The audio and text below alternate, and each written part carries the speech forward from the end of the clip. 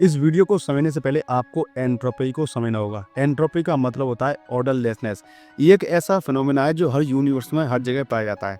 चीज़ों को मेंटेन करने के लिए हमें एनर्जी लगानी होती है, वरना वो अपने आप ही डिस्ट्रॉय हो जाएंगी। फॉर एग्जाम्पल, हेल्दी रहने के लिए आपको एक्सरसाइज करना होगा और अच्छी डाइट लेनी होगी। अनहेल्दी रहने के लिए आपको कुछ नहीं करना होगा। अमीर बनने के लिए आपको मेहनत करनी होगी और गरीब बनने के लिए आपको कुछ नहीं करना है। साफ रहने के लिए आपको डेली नहाना होगा। 4 दिन मत नहाओ, गंदे आप अपने आप हो जाओगे। एक कंट्री को ऑर्डर में चलाने के लिए गवर्नमेंट, कोर्ट और पुलिस को डेली काम करना होगा। अगर वो ऐसा नहीं करेंगे तो कंट्री अपने आप आउट ऑफ ऑर्डर हो जाएगी। अब चाहे दुनिया की किसी भी चीज़ या एग्जाम्पल को ले लो, उस चीज़ को उसी फॉर्म में मेंटेन करने के लिए आपको उस पर काम हमेशा करते रहना होगा, वरना वो चीज़ खराब हो जाएगी। अब आप सोच रहे होंगे कि उस चीज़ का आपसे क्या लेना देना है। हमें यूजुअली अपने कंफर्ट जोन में रहने की आदत होती है। हम वही डेली सारे काम करते हैं, उन्हीं लोगों से मिलते हैं, उसी स्मार्टफोन को यूज करते हैं और सेम खाना खाते हैं। अब आप इस साल सोचिए कि आपने इस साल ऐसा कौन सा काम को नया करने की कोशिश की है जो आपने पिछले साल नहीं की थी। कंफर्ट जोन में रहना कंफर्टेबल होता है, लेकिन क्या आपको ये पता है कि इसमें ग्रोथ नहीं होती। सिर्फ यही नहीं, कंफर्ट जोन में रहने में बिल्कुल भी एनर्जी नहीं लगती। आपका कंफर्ट जोन भी एंट्रोपी का शिकार होकर धीरे धीरे डिस्ट्रॉय होता रहता है।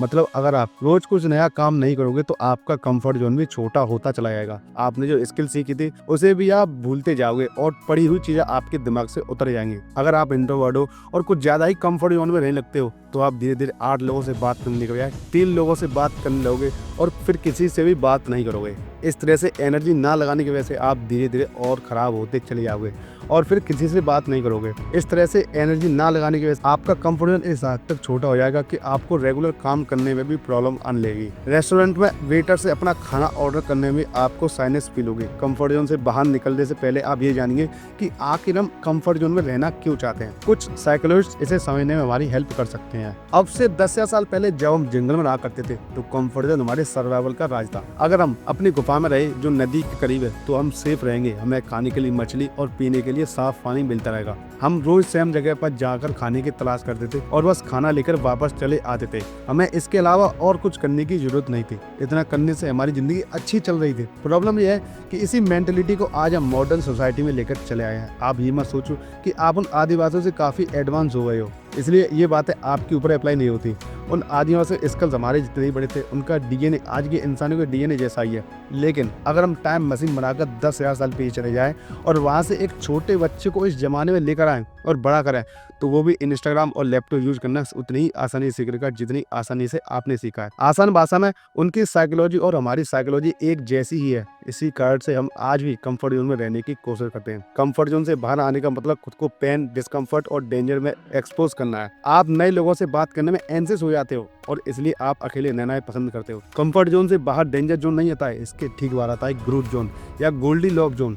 गोल्डी लॉक जोन से बाहर आने पर डेंजर जोन आता है। आइए इन सारे जोन को समझते हैं। गोल्डी लॉक जोन में ग्रोथ पॉसिबल हो पाती है। इमेजिन करो कि आप एक 5 साल के बच्चे साथ टेनिस खेल रहे हैं। आप हर गेम में उससे जीत जाओगे और अब फिर से आपका खेलने का मन नहीं करेगा और फिर आप बोर हो जाओगे। अब आप सोचो कि आप सानिया मिर्जा के साथ टेनिस खेल रहे हो, इसमें आप हर बार हार जाओगे और फिर से आपका खेलने का मन नहीं करेगा और आप फिर से बोर हो जाओगे। लेकिन अगर आप अपने दोस्त के साथ टेनिस खेल रहे हो जो आपसे थोड़ा सा बेटर है तो आप उसे हराने के लिए मेहनत करना चाहोगे। इस चीज को गोल्डी लॉक रूल कहा जाता है। ग्रोथ हासिल करने के लिए आपको ना तो बिल्कुल इजी मोड में ऑपरेट करना है और ना ही हार्डेस्ट मोड में। आपको अपनी काबिलियत से 10% ज्यादा लेवल पर ऑपरेट करना है। टाइम के साथ साथ आपका 10% जोन एक्सपेंड कर जाएगा। इसके बाद आप फिर से 10% ज्यादा मुश्किल पर ऑपरेट करना है। इस प्रोसेस को रिपीट करते रहना है। एक्सरसाइज करते टाइम आप पहले ही दिन 100 किलो वेट उठाने की कोशिश मत करो। ये डेंजर जोन है और इसमें आपकी कमर टूट जाएगी। फिर आप खुद को उठाने के लायक नहीं रहोगे और फिर 3 महीने के लिए आपको कंफर्ट जोन में ही रहना पड़ेगा। आप थोड़े थोड़े वेट से स्टार्ट करो और धीरे धीरे उसे बढ़ाते जाओ। कंफर्ट जोन से निकलने के 3 ऑप्शन है। नंबर 1 है कंसिस्टेंसी। आप जो भी कर रहे हो उसे और ज्यादा फोकस के साथ करो। अगर आप हफ्ते में 3 दिन एक्सरसाइज कर रहे हो तो फिर आप 5 दिन करने लग जाओ। अगर आप 1 महीने में किसी एक बंदे से बात कर रहे हो तो फिर आप हर हफ्ते किसी से और से बात करने की कोशिश करो। ये सबसे इम्पोर्टेंट स्ट्रेटेजी है। आप भले ही बाकी 2 को इग्नोर कर दो, लेकिन अगर आप इसे इग्नोर कर दोगे तो आप कभी भी कंफर्ट जोन से बाहर नहीं आ पाओगे। तो कंसिस्टेंसी सबसे इम्पोर्टेंट है। अगला ऑप्शन है इंटेंसिटी। इसका मतलब होता है कि मुश्किलों को बढ़ाना। अगर आप 10 किलो वेट लिफ्ट कर रहे हो तो आप 12 किलो लिफ्ट करो। अगर आप इजी इंग्लिश में लिखी बुक्स पढ़ रहे हो तो आप थोड़ी डेफिनेट इंग्लिश वाली बुक्स को पढ़ो और नए वर्ड्स की मीनिंग को चुनो। नंबर 3 है ड्यूरेशन। इसका मतलब है एक रेपिटेशन को लंबे टाइम तक रिपीट करना। अगर आप सिर्फ 15 मिनट तक एक्सरसाइज करते थे तो आप 20 मिनट तक करो। अगर आप 1 किलोमीटर तक रनिंग करते थे तो आप 2 किलोमीटर रनिंग करो।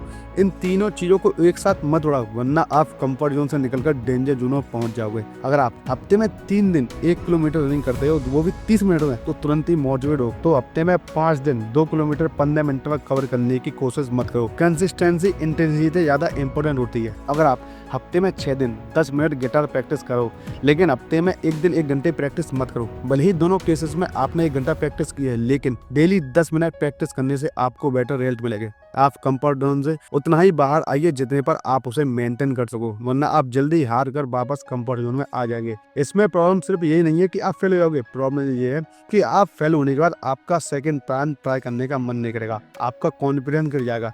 आपके दिमाग में ये बात बैठ जाएगी कि जब मुझे हर बार ट्राई करके हारना ही है तो मैं ट्राई क्यों करूँ। इस तरह से आप धीरे धीरे कंफर्ट जोन में ही वापस समा जाओगे। गोल्डिलॉक्स जोन की खास बात यह है कि एक फीडबैक लूप प्रोवाइड करता है। अगर आप 10% बेटर होने का गोल सेट करते हो तो आप 10% बेटर हो जाते हो, तो इससे आपका बिलीफ सिस्टम स्ट्रॉन्ग होता है। ये छोटी सक्सेस आपको मोटिवेट करती है, और फिर जब आप 10% और मेहनत करके थोड़े और सक्सेस को अचीव करते हो तो फिर आपका कॉन्फिडेंस और बढ़ जाता है। इस तरह से ये पॉजिटिव साइकिल चलती रहती है और टाइम के साथ आप बेटर होते ही चले जाते हो। तो आप हर रोज कुछ नया ट्राई करने की कोशिश करो। आप या तो अपनी करंट स्किल को और ज़्यादा बेटर बना सकते हो, या फिर कुछ नई स्किल पर काम करना शुरू कर सकते हो। और फिर से गोल्डन जोन को याद रखिए और उतना ही खाना मुंह में डालिए जितना आप चबा सकते हो। हर रोज कुछ नया ट्राई करने का मतलब ये नहीं है कि आप उल्टी सीधे चीज़ें ट्राई करने लग जाओ जिनका कोई फायदा नहीं है। कुछ प्रोडक्टिव चीज़ों की लिस्ट बनाइए, जैसे आपकी हेल्थ, वेल्थ, रिलेशनशिप और अपनी मेंटल फिटनेस को इम्प्रूव कर सके। फिर उस लिस्ट में से किसी एक चीज़ को उठाओ और उस स्किल को कंसिस्टेंसी और ड्यूरेशन के मुताबिक थोड़ा थोड़ा इंक्रीज करते जाओ। जब आप उससे मास्टरी अचीव कर लो तो फिर आप दूसरी स्किल को उठाओ और उसे डेवलप करो। अगर आप 1 साल में एक न्यू हैबिट डेवलप करते हो तो अब से 20 साल बाद आपके पास 20 न्यू हैबिट्स होंगी, और इनमें से 5 हैबिट्स ऐसी होंगी जो आपको ज़्यादा पैसे कमा कर दे सकती हैं। 5 ऐसी हैं जो आपकी मेंटल हेल्थ को इम्प्रूव कर सकती हैं, जैसे time management, stress management, emotional intelligence. 5 ऐसी हैं जो आपकी हेल्थ को इम्प्रूव कर सकें, और 5 ऐसी जो आपकी रिलेशनशिप को मजबूत कर सकें। तो इतनी हैबिट आपको गॉड बनाने के लिए काफ़ी हैं। गॉड बनने से मेरा मतलब ये नहीं है कि आप में सुपर पावर आ जाएंगी। बाय डेफिनेशन गॉड एक एंटिटी है जो हर वो काम कर सकती है जो आप करना चाहते हो। इसके हिसाब से अगर आपकी फिजिकल और मेंटल हेल्थ अच्छी है, आपके पास खूब सारे पैसे और आपकी रिलेशनशिप अच्छी है, तो दुनिया में ऐसा कोई लॉजिकल काम नहीं है जो आप नहीं कर सकते।